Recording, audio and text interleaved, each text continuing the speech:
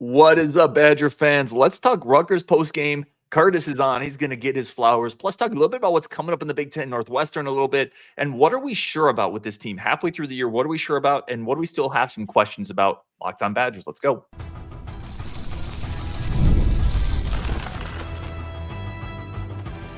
You are Locked On Badgers, your daily podcast on the Wisconsin Badgers. Part of the Locked On Podcast Network, your team every day. What is good, Badger fans? Welcome to Locked On Badgers, your team every single day. Thank you so much for tuning in, as always. Really do appreciate you. I'm your host, Ryan Herrings, part of the Locked On Podcast Network here every single day. Today's episode brought to you by FanDuel. Place your first $5 bet, get $200 in bonus bets guaranteed. Visit FanDuel.com to get started. And we got the playmaker back on. We got Curtis on, coming off a very victorious weekend for the Badgers and yourself. Let's talk post Rutgers. And we got to give you flowers, man. It was yourself and Coach Anderson came on and also predicted a pretty easy victory for the Badgers. You were dead right. You had absolutely nailed that game. Yeah, I think, it's really just watching the teams, right? I mean, there's a lot of media hype. Here's the thing I've kind of come to realize. I think after probably right about when Tyler Van Dyke went out against the Alabama team, I'm confident that the national media just stopped paying attention to Wisconsin. And so all of the narratives have sort of flowed off that. Well, they lost their starting quarterback. Ches Malusi left the program. A couple guys are going down. This team's still trying to find itself. It doesn't know if it's an air raid team or a power, all that stuff. And when you actually look back and watch what Wisconsin's been doing over the course of the season, I think I've said this before, we've gotten better every single week. And the things that you saw happen on Saturday, they've been there all season. The difference was we just weren't executing them. And credit to this team, I think they've taken sort of the missteps that they've had early on in the season and improved on them. They fixed them. They figured out what they were doing wrong. They've adjusted, and they've gotten better over the course of the year. And so coming into this Rutgers game, looking back at Rutgers, and quite frankly, a lot of the other Big Ten teams, which we'll talk about a little bit more, they are what they've been, and they haven't improved as much as Wisconsin has.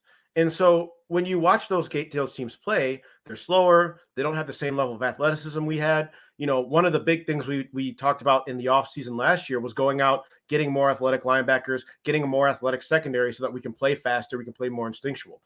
We made a lot of those changes. They're manifesting. Other teams didn't do that. And so when you watch a Rutgers play, we play faster than them on every level of the field. And it was obvious. And their whole MO was, well, we're going to be bully ball. We're going to be power physical. Well, it's still Rutgers. We have a bigger and stronger line than they do. And our defensive line, while it's still kind of light, we're still missing some people, they're also stronger than they were last year. And our linebackers can fill gaps better than they've been able to do all season. And when that's the case, I'm betting on the athletic team 100 times out of 100. I mean, it's not even really a conversation to be had. To me, it's instinctual. And I think about what Brian Smith has come on here and said so many times. When you have the right dudes, the athletes like that, it makes a lot of difference. And that's where I think this team is starting to show itself as having improved over years previous. Yeah, one of the things I think is interesting, we talked about this before the show, is you brought in those linebackers in the offseason, which we were very excited about, a needed upgrade of athleticism. It felt like it took a couple weeks to figure out who needs to go where, to figure out roles, to figure out playing time. I feel like that linebacking group has been playing really well of late. Better play from Thomas, better play from Chaney. You're starting to fit those other pieces in. We're seeing a little more Allegro. It feels like that piece is coming together, and that's where that athleticism is shining. And the defense line, what's more impressive to you out of this game? Is it the offense and Braedyn Locke, or is it the front seven and the defense? What was the bigger point of emphasis for you, knowing that both played very, very well? Honestly, the defense really surprised me. I did think, and I said this, I think that Monungai can get some yards. I do think that, being able to stop a power run team, that's something that we haven't really been able to show so far this year. We struggled against Alabama. Granted, it's Alabama. Jalen Milroe, he completely just iced our whole defense when he was in the game. But we struggled against a team like a South Dakota, which I think is also a factor of the fact that we weren't able to take them out of the game on offense. We were still trying to figure some things out there. But our defense really, it showed what it's capable of. You can tell that they know, hey, we're light in the front. So we have to play more athletic, which means we have to tackle in space. We have to get off blocks. We have to be able to attack. One of the things I thought was interesting is we didn't actually rush a lot of people. And pretty much every third down we have, I don't think we blitzed. We just we would mug at the line, and then we would drop in the coverage, and we would play everything underneath. And what that allowed us to do was to come down on every play fast. So it would be a run play. We'd have maybe one or two linemen try to get in there. Our linebackers would take a step back and then attack where the hole was. And that's where we had a lot of success. And so I think, I think that's something where this staff is recognizing what are our strengths, what are our weaknesses, what can we do to allow ourselves where maybe we're a little bit light in front. Let's not get washed over like we did against South Dakota State. Let's instead figure out how we can play in space and then make this an athletic game as opposed to just getting run over every play. Well, I feel like that's true on offense too. Definitely defensively, the coaches, it feels like, have a feel for it. It feels like Longo's getting a feel for what he wants to do with Locke, Vinny Anthony, Tyree Walker, Darren Dupree. It feels like on both sides of the ball, there's just cohesion now. We talked about identity for a long time, trying to find it. It feels like they have at least found some of that identity they're looking for, and the players have filled into those roles. People will continue to say, well, you just beat Purdue and Rutgers. No, you outscored them 94 to what? 60, whatever. I mean, you 13, I think 94-13 back to back. That's more than just bad opponents. Wisconsin's putting things together. And if you're the rest of the conference, outside of maybe an Oregon, Penn State, you can't like Wisconsin on the schedule coming up after what you've seen the last 2 weeks. And I want to throw this comment up here, and then we'll just go whatever direction. This is from Will Compton. Wisconsin is absolutely feasting on Rutgers after Nebraska broke their will last weekend. This had nothing to do with Nebraska breaking Rutgers' will. Whether or not the reason I was so hyped on our team coming in this game is I watched Nebraska and Rutgers play. Nebraska's not good. Like, I'm sorry. It took you guys 3.5 quarters to score on Purdue. Y'all lost to Illinois, who almost lost to Purdue. I'm gonna say this. You look at the previous Big Ten West teams, right? Mm-hmm. Most of them, for the most part, are the same. The one that's improved the most, in my opinion, is Iowa. Iowa's offense looks like they found something new. They still have a terrible passing game, but they're putting up 40 points a game. Like, this team has figured some things out offensively, and they are very, very scary. That's a team that I'm looking at. I'm like, that's going to be a tough game. The rest of the Big Ten West, they look the same. It looks like they were left in yesteryear. Their defenses aren't faster. Their offenses aren't more dynamic. Their players aren't better. Like, they look the same. And so the fact that Nebraska and Purdue and Illinois and Rutgers, they haven't played anybody all season. We have played Alabama. We've played USC. Iowa's played Ohio State. We've played real teams with real aspirations and real NFL talent. None of these other teams have done that. And so, yeah, they've kind of gone back and forth. Oh, Nebraska, toughed out a win at Purdue and beat a solid Rutgers team. Illinois, they went on the road and beat Rutgers. They're all on the same level, right? And that level is not what Wisconsin is. Wisconsin has elevated its level by bringing in more athletes in the back end, by bringing in better receivers, by bringing in quarterbacks that can throw the ball, by bringing in running backs that can run really hard, and by maintaining a powerful offensive line that we've always had. That's the difference. And so now you're looking at a team that's substantially more athletic than all the previous old Big Ten West teams, and is finally starting to find some confidence, finally starting to find a groove. I mean, again, I'm watching the film. I'm like, this isn't really it's not questionable to me. It's just like, it's right there. Just go watch the film. Don't listen to the media. The media hasn't watched Wisconsin in 5 weeks. Just look at the film. Watch the film. You watch the film, you'll find the answers. Let's talk running back rotation quick. Obviously, a lot of talk about K.D. Akinyele averaging 8.8 per carry, getting more run. Darren Dupree averaging about 2.6 per carry, the talented freshman. I love Darren. I think some of the criticism of Darren is a little overplaced. He's still finding his feet a little bit, and he gives Wisconsin a unique element here.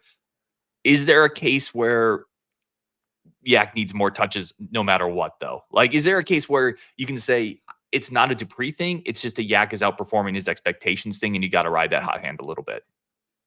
So, first and foremost, I think Tawi needs to be the number one. Agreed. And I really like the way we've used him the last 2 weeks. I think him coming out, he's a guy that you need to get going. Like, he takes a couple carries to really start to get his stride. He needs a hit or two. He's that kind of guy that he needs to hit someone to, like, get in the game and get ready to roll, right? So, and I love him as our starting quarterback or running back because he brings that power. Everybody's talking about you can't be physical in the air raid. I think Tawi Walker would disagree with you on that. The first third down that we had where he bounced it outside, he ran over that defensive end of Rutgers. Like, he ran him over. Like, that's the kind of stuff that, like, when you're playing a team that wants to go fast, wants to play speed, wants to play RPO, you're thinking twice about the types of things because you're either going to get run over by a Tawi Walker, in which you really got to commit to that, or you can pull it quick and hit a guy like a Pauling cutting across the middle. Like, that's how our offense can be very successful. I love having him in there because he tenderizes the defense. I love that term. And you're 100% agreed. And so Oh, sorry. No, go ahead. No, I was gonna say 100% agree. He's the anvil. Like, he gets it going, he softens it up, he creates really good opportunities for Braedyn Locke to get going early in the game because he's gonna give you 2nd and 5, 2nd and 4, 3rd and 2. 100% agree. I love what we've seen from Tywee, and I think the point we made earlier is he looks fresh. He's just getting going. I think we're about to see more and more of Tywee. What about that number 2 and number 3 role? How should that look when you have a guy who is incredibly talented young player, but then you got this other guy, Cade Yakimelli, who's done nothing but produce every single rep he gets, essentially? Yeah, so this is where I think being on the team in practice is the most important thing. One of the worst things you can do to a team is play guys or play favoritism in a situation where maybe that guy isn't the right guy, right? Or maybe, it's a seniority thing, or maybe it's a, loyalty. I recruited this guy kind of thing, right? And you start to play guys over other guys because of that. The teams will know in practice who the guys are. They know who the dudes are. They know who the best players are. And I think there was a little bit of that maybe early in the year when we were still trying to figure out some rotations and whatnot. And I think we got that a little bit more sorted, especially after the USC game. I think you're starting to see that the guys who really deserve to play are getting the run. The reason I say that is because I think the team knows that Dupree is that dude. And I think it's probably showing up in practice. I don't know if it showed up in a game yet because when he's played, it's still been in the game. Like, the game is still going. Rutgers still playing hard on defense in the first, second quarters of that game. They're still going 100%. Dupree is still a freshman, still making some freshman moves, but he didn't have a lot of holes to run through. For whatever reason, Rutgers did a really good job of shutting down some of those running lanes when he was in the ball game, right? And so I think it's going to take him some time to get going, but I feel like he's a guy that once he breaks that first one, we're going to see very quickly why he's the number 2 over Yakimelli. Keep in mind, Yakimelli's averaging, I think now, over 8 yards a carry. 8.8. Yeah, which 8.8 yards a carry. Number. But think about it. He had 2 or 3 carries in the last 2 games. Each of them were in the fourth quarter, and they're both like 50-yard runs, right? At that point, Rutgers was done. Purdue was done. Mm-hmm. They weren't going to stop him. And as a complete aside, him as the game-ending back is just ruthless. You spend your whole game getting hit in the face with Tawee Walker, and then it's the 3rd and 4th quarter. You're tired. You're like, man, I'm getting run over. And then the speedy, shifty dude that is strong, like he's not just fast, he's strong, comes in, and it's like, oh, God, now I got to tackle this dude that's running way faster than the last guy. Like, what the hell is it? So I love how we're using him. I really do. I think he's kind of like, it reminds me of like, old Pele. When Pele was in the game, they'd put him in at the end of the soccer game and he'd get like 3 goals and they'd win. Like, it's kind of like you just throw him in there and it's like he's the change-up back and he's just going to make your life miserable for a defender. So I love how we're using him. But in terms of putting him in the game earlier, I don't know, and I want to be honest. I'll say this: I don't know. That's why I say I don't know. I don't know if he gives you much more or less than what Dupree would do, because I feel like if you put Dupree in at the end of the game, he'd be doing a lot of the same stuff that Yak is doing right now. And so I think for me, I put this on the staff. I think they're probably seeing some things in practice that we're not seeing, that reporters aren't seeing, that is fueling their decision to have Darian as a number 2. And I don't necessarily think that means Yak's going to want to transfer. I don't know if that's the case, because I think Yak's going to have an opportunity to get a lot of play next year. I think he's a guy that, from what I've heard, at least he's a team guy. He's invested in the program, and he is getting his touches. He's getting opportunities. He's making the most of them. So, I don't know if the grass is greener for him in other places. And I think, and it's already shown, he came from safety, switched to running back. He's a guy that's willing to do what the team needs first. And so that to me is encouraging. I think that that's a good sign. So we'll see. I mean, if Dupree continues to struggle, maybe you see Yak get some more run here or there. Maybe you see Dylan Jones get some more run here or there. But I do think that as soon as Dupree gets an opportunity, that he can break one. And I think once he breaks one, it's going to be a different type of story. Yeah, I mean, I hear you on that. We got to take a break for our friends of the show. I would push back, though. I do think the opportunity is going to be greener somewhere else. If these are the type of carries he continues to get and he continues to produce, some program, it's going to be like a Louisville Isaac Garendo situation where they're going to come in and say, statistically, you're doing this. If we give you more carries, I do think and that doesn't necessarily mean it's the wrong decision either. By the way, if you have a plethora of talented players, modern college football says some guys are just going to transfer. It doesn't necessarily mean the coaches are making the wrong decision, but I do think if this is how it continues to play out, there's a very good case that the grass would be greener somewhere else for a guy like that. But we do have to take a quick break for our friends of the show. Come back. We're going to talk a little bit about coming up next week, Northwestern, why that's potentially a little bit of a scary game. But today's episode is brought to you by our good friends over at Return on You. Return on You is the best new way to support collectives, support players, support individual players. Right now, Return on You has pulled over $10,000 to support players. Micro deposits lead to massive change. With the Return on You app, you can directly support your favorite athlete, ensuring all the funds go to that specific player you choose. It gives you much more fidelity in how you want to support NIL and how you want to support the program and how you want to support players. The best part, it's risk-free. If the athlete transfers or doesn't deliver on content, you get your money back this week. I'm supporting Tyree Walker. We just saw a $198 from this dude. That's a guy, if you want to show some support for what he's doing, Return on You is a great place to do it. Download Return on You for iOS or Android. Use code LOCKEDON to enter to win $5,000 cash. Return on You is a great way, again, to make sure your money's going where you want it and to whom you want it to go to. Download Roy for iOS and Android. Use code LOCKEDON to enter to win $5,000 cash. All right, let's get back into the conversation with Curtis. Again, always awesome to have him on because he brings great perspective to what we're trying to do.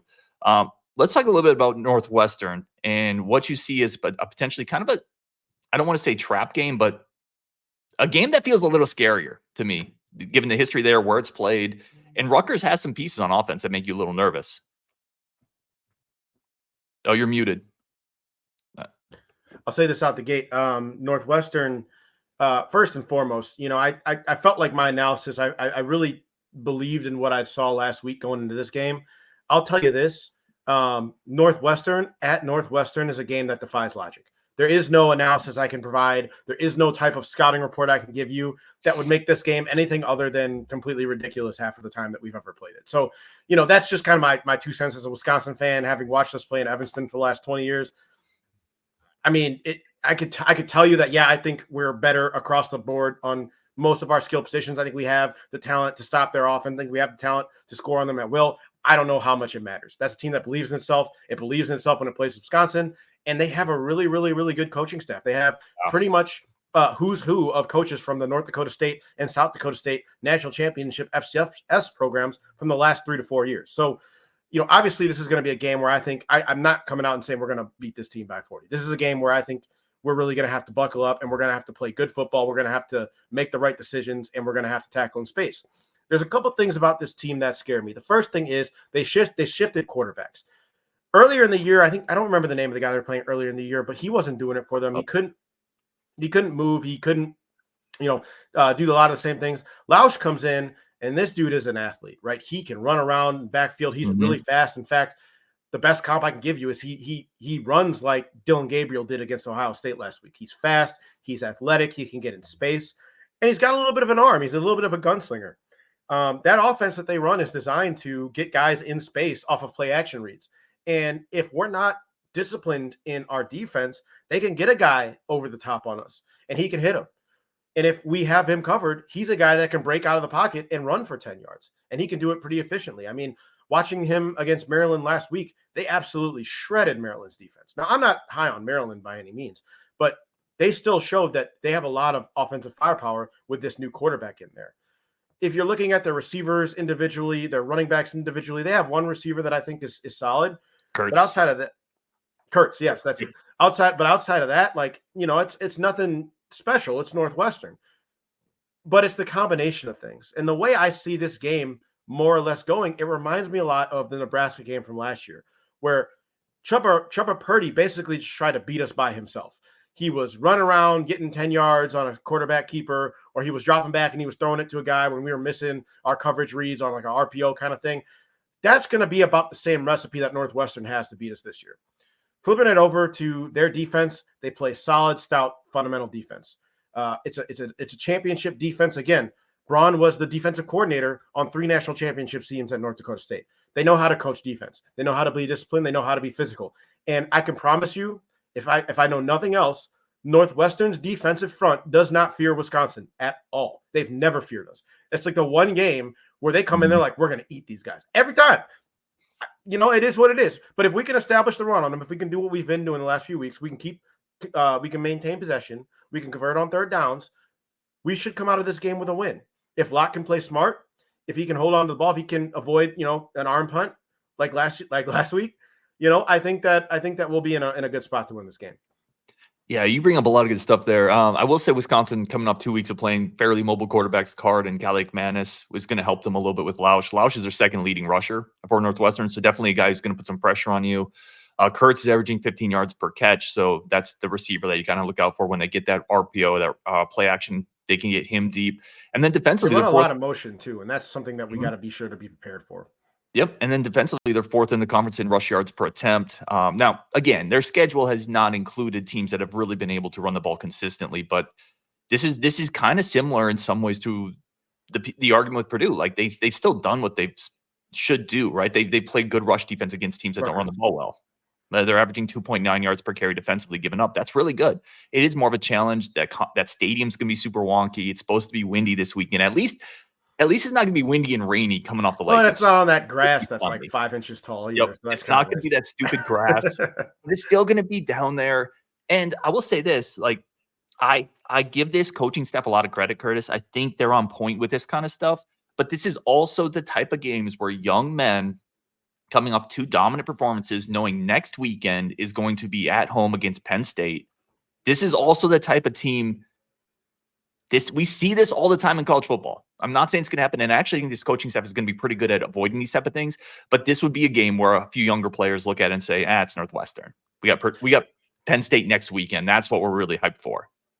Yeah, and I mean, and I hope, I think up until this point this year, our staff has done a tremendous job of keeping the team focused. And I think the senior leaders have done a really good job of keeping this team focused. It also helps that Northwestern kicked our ass last year. I think that's helpful. I think this team has not taken them lightly because they know what happened last year at our own house, so that's tough. And that was the game that I think changed the entire leadership of this team.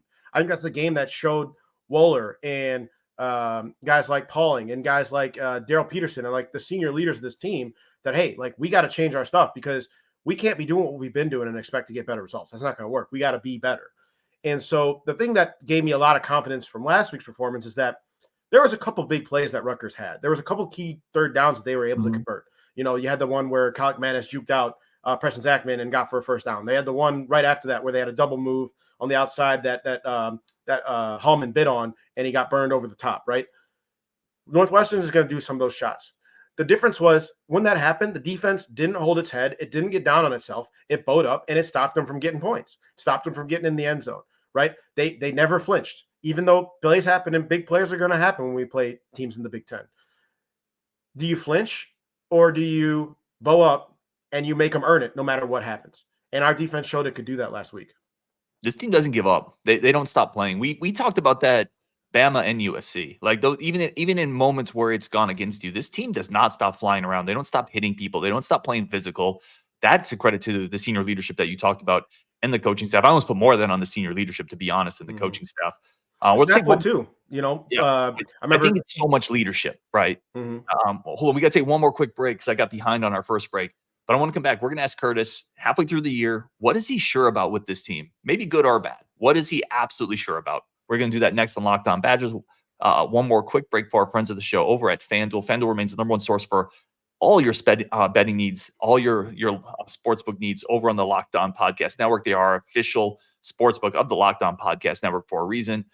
Parlays, teasers, spreads. If you were betting with Rajiv, Justin, if you were listening to Curtis last week, you could have made a killing on this game and others this year. So FanDuel.com, a great way to do it. Bet $5, get $200 guaranteed bonus bets, our bonus dollars back with your $5 bet over at FanDuel.com, the official sportsbook of the Locked On Podcast Network. All right, let's get back into the conversation with Curtis. Talk a little bit about halfway through the year. What are you sure about with this team? And maybe not something that's obvious. Like I think we're pretty sold on Tyree Wall. Like, what's something about this team that maybe people aren't talking about that you're sure of? Yeah, I'm sure that this is a much faster and more athletic team all around. I'm sure that the development, the programs that Brady Collins is doing and what they're doing in the offseason, that's starting to show dividends. I mean, like I said, this is a stronger team. It's a faster team than we were last year across the board. And credit to them to developing the guys and really staying focused on what needs to get done in order for us to continue to elevate as a program. The other thing I'm very, very confident in is that tackling in fall camp was the right move. That's a great point. It's funny because I was watching the game, last weekend. My dad played football in Wisconsin, and we were talking, and I point out to him like, man, we are hitting these guys, and you watched it, the USC game, the Purdue game, the Rutgers game. Guys on the other team are going down. They're getting hurt and they're getting hit, and you can see them getting up. They're getting up slow. They're in pain. And that doesn't seem to come back to us. Even Alabama. I mean, we knocked out a couple of Alabama's players. And I'm not saying like injuring players are good or anything like that, but you're seeing the other teams go down in pain quite often. And our guys are getting up. I mean, this team looks fresh every single week. They look completely fresh. And I think that, one of the things is like when you tackle, when you spend your fall camp and your spring camp hitting, you get used to that level of physicality. You get used to what that's like. You get used to having to protect your body in games and how to take hits. It's as much as it helps the defense in like not missing tackles, which we've done a really good job at not missing tackles this year. It helps the offense learn how to get hit, learn how to take hits, learn how to, when you can and when you can't, go out and try to hit someone, right? And that's, I think, paying a ton of dividends in what we've seen week over week, because this team just continues, like I said, it continues to look fresh. I think it's an awesome point on the offensive side because it gets lost. You're totally right. It helps the defense. Obviously, you're hitting, you're being physical, you're practicing your form tackling. But offensively, you're getting hit, you're breaking tackles, you're getting back up, you're getting hit repeatedly on a drive. I think that's an excellent point and something that has been talked about a lot because we do look physical. We are missing less tackles. We are breaking more tackles. We are wearing teams down. All that's connected. And I think that's a great point. I'll give you one that I'm pretty sure on halfway through the season. Blazik and Whitlow are ridiculously good hires because this is not a defensive line room that is you won't say the cupboard is completely full with this defense line room. I think they've gotten better and better throughout the year. Well, who's coaching them? And the offensive line is a strength. Like those dudes are maulers. They're controlling the line of scrimmage. They are the strength that we thought they would be. I think both those hires, man, they feel like home runs to me. Absolutely. I mean, this feels like a Wisconsin offensive line, the classic Wisconsin offensive lines. And we're still running speed game, and that power is still there. This is probably the best pass blocking offensive line I've seen in a long time. So that, credit to the coaching staff and their development, their coaching, which I think a lot of it is just really, really good coaching. They're more fundamental. They're making better decisions. And that allows us to be able to impose our will on a lot of teams, especially, like I said, the Rutgers, the Purdue's, the soon-to-be Nebraskas. We can talk about that a different time. The soon-to-be, the Minnesotas. Those are things where I think, yeah, this line gives us an edge, and then combine that with the offense, the RPO passing game, the different types of air raid plays that we're running. It gives us a chance to really be a dangerous team on offense. I 100% agree. 100% agree with everything there. And it feels good to have some momentum going into the back half of the season, which this is really where that schedule starts to pick up. Alabama's out of conference. Now you got all of this stuff coming up in Nebraska, at Iowa, Purdue, Penn State, Oregon, the rivalry game against Minnesota. Like it feels good to think that there's that coaching advantage has been built up. I apologize earlier. My dog was barking. Any last thoughts here? Any other thing that maybe something that you're still questioning with this team? We talked about a couple things we're sure of halfway through the year. What's something you're still like, I'm just not sure about that thing?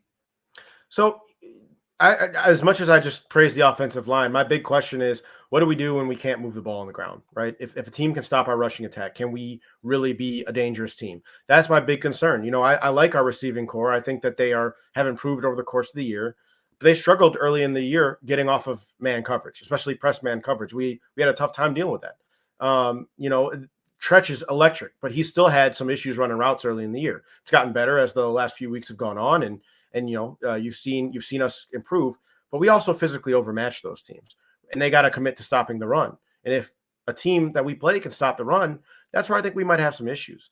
The good news is I don't know if Northwestern, how effective they'll be at stopping the run this week, just because, to your point, yeah, they've 2.9 yards of carry against them. Rutgers wasn't much different, and we ran them over like they weren't there half the time. And I think that, in terms of how we're trying to play Northwestern, it's probably going to be a very similar game plan. But if a team can truly stop the run on us, can we win through the passing game? I love Locke. I've been on Locke's side ever since I've come on this show a year ago, right? I think he's got a ton of potential. I think the dude is confident. He's feeling himself. I think he's running this offense at a high level. I think he's running it at a level that, really is allowing Longo to do more and more with what we want to do in this system. But if we're not being able, if we don't have a complementary run game, and our receivers are struggling to get open or struggling to win their one-on-one routes, there's only so much Locke can do. I mean, he's not an athlete. He can't just go take off and run. And that's the one aspect of his game that he's missing, I think. And if he had that, yeah, it would be, it would be a different kind of feeling, because now they have to protect that as well as the regular run game. But because we don't have that, if our run game goes away, I still think there's going to be some struggles with this team. Now, the one thing that I think will mitigate that is we do play with tempo. This offense, the last few weeks I've seen, it's really, really, really stresses the opposing defense to the point of breaking. And I think you saw that in the second half versus Purdue and versus Rutgers. The defense eventually just broke. They couldn't deal with it anymore. If we can continue to maintain and create that pressure over the course of a whole game, I feel confident that we'll be in every single game that we're in. I feel confident that we can score at any given time. As soon as the defense makes one mistake, we can score.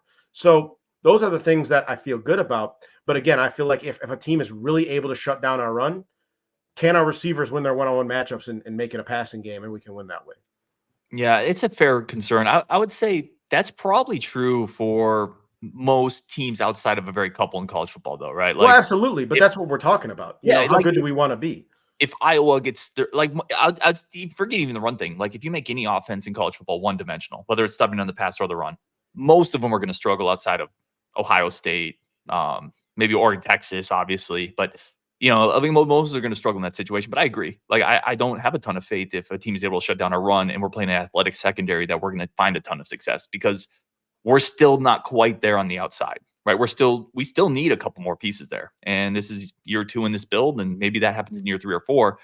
I'll give you another one. Like, I'm not, if a game comes down to needing to make a pressure field goal, like, I'm a little nervous about our special teams. Like, we're starting to nitpick a little bit, which is great, right? I feel a lot better about other elements of the team that I was more concerned about earlier in the year. The offense is more cohesive. The offensive line looks good. Braedyn Locke looks better. The run defense looks better. I'm still not sure we're making a 41-yard field goal to win a game. Like, special teams is a little risque. Yeah, I'm not quite sure. I'm not quite sure what goes on in the head of a kicker. I'm not going to try to psychoanalyze that. The thing I will say is Vacos can make, I think, any kick. He's got a bomb. Within probably 55, I think he has the capability of making any kick. Right? It's just, will he? It's a good question. I don't know. It's tough to say. I wanted to point out one thing from the Rutgers game that I really liked. Coming into that game, Rutgers had blocked like 4 punts, and they destroyed Nebraska's punter on one. I know exactly where you're going with this. I love it. The one thing that I really thought was, wow, this is excellent, is that we would go to punt. We would be in a huddle. We would rush to the line and kick it right away. And it completely took that factor out of the game, which was brilliant coaching. Like, that's how you do that. You see, this is a strength the other team has. How do we completely get rid of it? Like, and they did that. That was awesome. That was something that I was really, really happy to see. I love that. Yeah, I do want to really see us, that before you even go off of that point, because then I'll kick it back to you. That was one of those little hidden moments in a game where great coaching gives you an advantage that never shows up in a box score. Shows up in a box score. And most people, either because they're glancing away or they're not really paying attention. I saw that too. I'm so happy you brought that up, because it kind of like forgot about it. That was brilliant coaching. It's brilliant, and it'll get lost in the shuffle of things. But that's where great coaches give you the advantage in those little areas, and the aggregate of all those little areas adds up to a big advantage. I love that you brought that up. I think it's an excellent point. Yeah, I mean, I would say, the first couple of weeks I was very disappointed in our coaching staff and what they were trying to do. I feel like, and I'm going to say this moving forward, I feel like this is a staff and a team that the first couple of games we have are going to be clunkers. And it's going to take them a game or two to kind of figure out how they want to use this team, like who shows up in the game versus who shows up in practice, and how do we want to play them going forward? Because this is the second year now where I feel like going into the back half of the schedule, we've made adjustments that have resulted in better performances and better play. And I think that just might be kind of how this staff and team works. I think it just might be that's what we are. And moving forward, next year we start with like Miami, Ohio, and I don't know, like some other team. And it's like those games might be kind of ugly. But as long as they're W's, I mean. I also think it's kind of a factor of the portal too, though, right? Like, as this team builds more of that high school talent out, I think you might see less and less of that, where they're not coming into the year reliant on 5 new transfer linebackers and a transfer quarterback and a transfer running back. Well, I was going to say, and I think if Locke continues his upward trajectory, I think no longer have to get a new quarterback. You can now have a quarterback going into a season, Agreed. taking all the spring reps, taking all the fall reps. Dude's already savant. He knows how the offense is supposed to go. He knows everything about the plays. Now he can just get better at being a quarterback, better at making the right throws. One of the things is he throws that kind of floater ball, right? Now that's terrible if you're off your timing, because if you don't throw it right, it leaves it up there for a safety or a corner to get under it and make a play. But if you are dialed into your team, and when you're supposed to throw that ball, that thing is the most painful thing to watch as a defense, because like that thing's in the air for 5 seconds and we're not close to getting it. Yep. And it just kind of breaks your soul a little bit. So it's things like that. Like, can he get a little better here and there on those being a quarterback things? Can he get stronger in the offseason, more athletic in the offseason? And that will help him moving forward. I said this last year. I didn't know if we needed to get another quarterback going into the offseason last year, because I thought Locke might be able to be the guy if you give him some time. We did. We went and got a quarterback, and I think now you're starting to see, hey, maybe this guy really is the guy. He's a guy that knows the offense inside and out. He was a baller in Texas, dude. He would go into the games. He'd be playing the top teams in Texas, and he was throwing all over the yard. Yep. Like he was. I mean, and dude had some swag to him. Like he was a gamer back then, right? And so, can you see that at Wisconsin? I think you're already starting to see his confidence, maybe a little too confident on that interception he threw in the second drive of the game. But you'll take that, right? You'll take some errant deep shots if you get all the other stuff. And there's I think a misnomer when you start to look at a guy like Braedyn Locke, and fans will think, well, how much better can he get because of our physical limitations? You can still get a lot better. He can get a lot better. He's like 20 years old. And he doesn't have a full game worth of starts yet. And you can add muscle. You can get stronger. You can get bigger. He's never going to become Trevor Lawrence. He's never going to become an athlete quarterback, but he can get bigger, faster, stronger still. Oh, absolutely. Like, he's not capped physically just because his upside is a little less than a true dual threat who hits all of his marks. There's still upside. There's still growth there. And yeah, I mean, he hasn't hit his physical peak yet. Huge for him. No. And yeah, exactly. And so I think, for me, it's like, yeah, can he get better, stronger, more athletic? Like, again, I think whatever the strength and conditioning team is doing, it's showing up. And so if that continues, I mean, he's stronger and faster than he was last year. He wasn't very strong and fast last year, but he's stronger and faster than he was last year. So, can we keep getting that development? Like, that's, to me, I think, best case scenario, because now, I mean, the big thing you're seeing is that the quarterbacks that have continuity in their systems, Luke Altmaier, for example, continuity in the system. Mm-hmm. Diego Pavia, he's had the same offensive coordinator for 3 years. That guy went with him from New Mexico State to Vanderbilt. Like, that's why he's able to run the offense at such a high level. Not Drew Aller, he's a different thing, but I think Kolnick is a better coordinator than what they've had in the past. But you're seeing guys who have come in, who have had continuity in their systems, do well. And I think that that's what you want to see with our offense and Braedyn Locke. I don't think we want to try to reinvent the wheel every season. It didn't work in the beginning of the year. It didn't work in the beginning of the year last year. So if we can keep Locke, if he can continue on his progression, and we could continue to have a good season the rest of the year, I think, looking at the rest of the teams on our schedule, I see no reason why we can't finish 7-5, 8-4. I have not shifted off that even after the Bama and USC losses. I've been in the same boat. There's going to be a lot of opportunities for us to get some signature wins down the road. And if we see Locke continue to improve, there's absolutely zero reason why he can't be our starter for the next 2-3 years. Yeah, 100% agree with that. And to your point, it's this is what the staff wants too. They don't want to go into the portal and find another guy, but you have to have an internal guy that develops in order for that to happen. And it looks like Locke is starting to become that guy. Nothing will make Longo and Fickle and these guys happier if Braedyn Locke continues to grow the rest of this year. And maybe you go in the offseason and you try to find a depth guy, but you're not going in there trying to find a starter for next year. Nothing would make them happier. All right, let's wrap this show up. We're at 38 minutes. He is Curtis Holland, always bringing the perspective, knowledge, and insight. Really appreciate having him on. For everybody listening, thank you so much. Go check out Locked On College Football on our 24/7 Locked On stream. Find all the latest big stories of college football across the land over on that channel on Wisconsin, and we will talk tomorrow.